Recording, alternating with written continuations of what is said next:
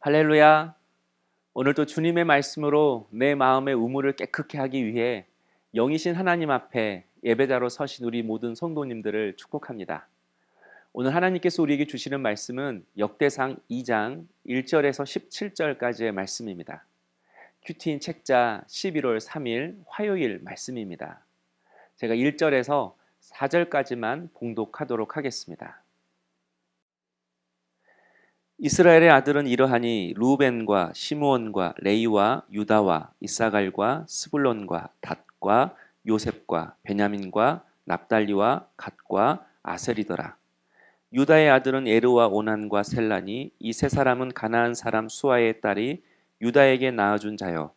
유다의 맏아들 에르는 여호와 보시기에 악하였으므로 여호와께서 죽이셨고 유다의 며느리 다말이 유다에게 베레스와 세랴를 낳아 주었으니 유다의 아들이 모두 5이더라. 아멘. 역대상 초반은 족보 이야기가 계속됩니다. 그래서 묵상하기에 쉽지 않은 본문입니다. 그러나 족보를 통해서 우리가 받을 수 있는 은혜가 있습니다. 그래서 족보를 보고도 묵상하는 훈련이 필요합니다. 먼저는 족보의 구조를 한번 살펴보는 겁니다. 그리고 두 번째는 본문을 읽다가 닮고 싶은 인물 아니면 닮지 말아야 할 인물이 나오면 그 인물이 나오는 그 본문을 살펴보면서 말씀을 묵상하는 것입니다. 예를 들면 3절에 나오는 유다 같은 사람입니다. 창세기 38장에 유다 이야기가 나오는데 그 유다 이야기를 한번 묵상해 보는 것입니다. 그런데 저는 오늘 첫 번째 방법, 본문의 구조를 보고 한번 묵상해 보고자 합니다. 오늘 본문의 구조를 보면 크게 이스라엘의 아들의 족보와 유다 자손의 족보가 나옵니다. 그리고 그 족보가 어떤 통로로 통해 다윗까지 오게 되었는지 말씀하고 있습니다.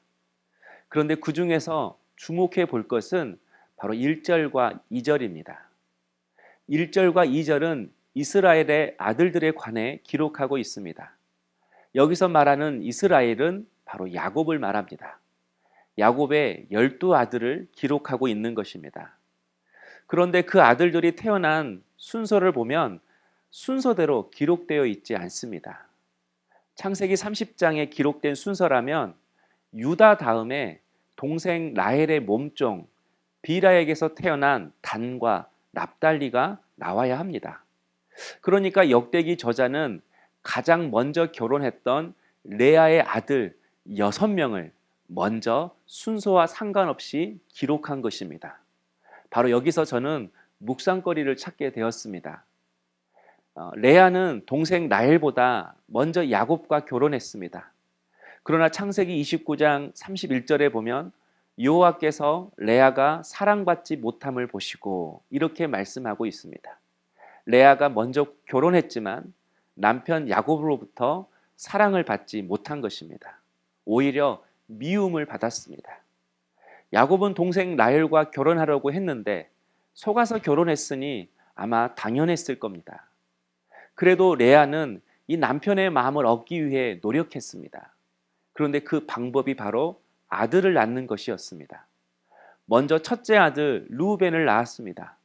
이름의 뜻이 보세요, 아들이에요. 그런 뜻입니다. 아들을 낳았으니 자신을 보고 사랑해 달라는 것이죠. 그래도 야곱은 레아를 사랑하지 않았던 것 같습니다.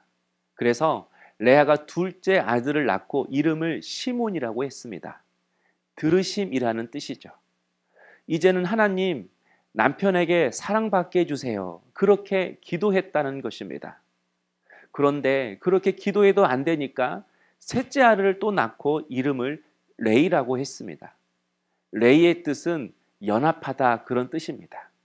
이제 셋째 아들까지 낳았으니까 야곱이 나와 연합하겠지. 남편과 하나 되기를 원합니다. 그런 마음으로 셋째 아들의 이름을 지은 것입니다. 그러나 이렇게 세 아들을 낳고도 레아는 여전히 남편의 사랑을 얻지 못했습니다. 다시 말해서 첫째부터 셋째 아들까지 레아의 기도의 제목은 오직 하나였습니다. 하나님, 남편에게 사랑받게 해주세요. 남편과 연합하게 해주세요. 남편을 차지하게 해주세요. 오직 남편이 소망이었습니다. 남편에게 사랑을 받아야만 행복해진다고 생각했던 것입니다. 그런데 넷째 아들 유다를 낳고는 레아의 고백이 달라집니다. 유다라는 그 이름의 뜻이 이제는 여호와를 찬송하리라, 그런 뜻입니다. 무슨 의미가 있죠? 남편은 나를 사랑하지 않지만 나는 여전히 하나님을 찬송하겠습니다. 남편은 나를 사랑하지 않지만 건강한 아들을 넷이나 주신 그 하나님을 이제는 찬양합니다. 남편의 사랑을 받지 못해도 자신을 사랑하시는 그 하나님의 은혜를 깨닫게 된 것입니다. 그래서 이제는 남편에게 소망을 두는 것이 아니라 하나님께 소망을 두게 된 것입니다. 유다를 낳고 나서는 그 마음이 이제는 남편에게서 하나님에게로 향하게 된 것입니다. 사랑하는 성도 여러분, 우리도 레아처럼 하나님을 믿고 사랑한다고 고백하지만 남편에게 소망을 두고 자녀에게 소망을 두고 물질이나 세상에 소망을 두고 살아가지는 않습니까? 우상은 다른 것이 아닙니다. 하나님보다 더 소망을 두는 대상, 하나님보다 더 사랑하는 대상이 바로 우상입니다. 사람도 물질도 세상도 우리의 소망을 둘 대상이 아닙니다. 우리의 소망은 오직 하나님이셔야 합니다. 우리의 복도 우리의 기쁨도 오직 하나님이십니다. 왜냐하면 하나님만이 우리를 복되게 하시고 우리를 기쁘시게 하시기 때문입니다. 혹시 우리 마음속에 이것만 있으면 돼, 이 문제만 해결되면 돼, 그런 마음이 있지는 않습니까? 그렇다면 그 마음을 버리셔야 합니다.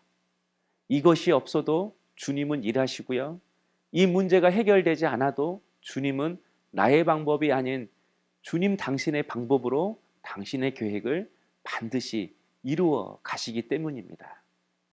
우리 인생은 밑빠진 독과 같습니다. 밑빠진 독을 어떻게 물로 채울 수 있을까요? 방법은 하나입니다. 밑빠진 독을 깊은 우물에 던지는 것입니다. 바로 밑빠진 우리 인생을 우리의 소망이 되시는 하나님께 맡기는 것입니다. 저는 우리 모든 성도님들이 내 삶의 모든 소망을 하나님께 두고 하나님께 맡기며 살아가는 그런 믿음의 사람 될 수 있기를 소망합니다. 한번 적용해 보실까요? 여러분에게 지금 버려야 할 생각은 무엇입니까? 여러분이 지금 소망을 두고 있는 대상은 무엇입니까? 기도하겠습니다. 사랑의 주님, 우리의 소망은 오직 하나님이십니다. 우리의 믿음의 대상도 하나님이십니다. 그 하나님을 향하여 우리의 마음의 문을 활짝 열고 우리의 모든 것을 그 하나님께 맡기며 살아가는 복된 하루가 될 수 있도록 은혜를 허락하여 주시옵소서. 감사하고 예수님의 이름으로 기도하옵나이다. 아멘.